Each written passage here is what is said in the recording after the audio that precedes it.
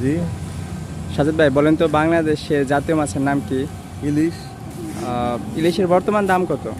এটা ভালো কোয়ালিটির 2800 টাকার নিচে তো পাওয়া যায় না, আর এমনি যদি একটু ছোটো সাইজের চান তাও 1500-1600। সব থেকে কম দামে কোন মাছ পাওয়া যায়? সব থেকে কম দামে পাওয়া যায় সিলভার কার্প যেমন।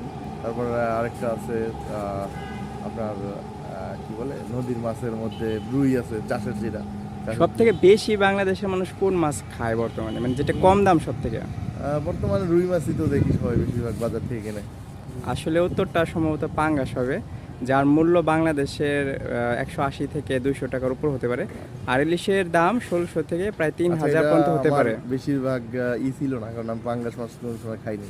আপনার ধারণা মতে কোনটা জাতীয় মাছ হওয়া উচিত, যেটার দাম অনেক বেশি নাকি যেটা মিডিয়াম রেঞ্জে যেটা নাকি লো কম, রেঞ্জে? যেটা সবাই খেতে পারে এটি। সেক্ষেত্রে আপনি কোন মাছকে সাজেস্ট করবেন? তাহলে পাঙ্গাসই ঠিক আছে। ধন্যবাদ আপনাকে।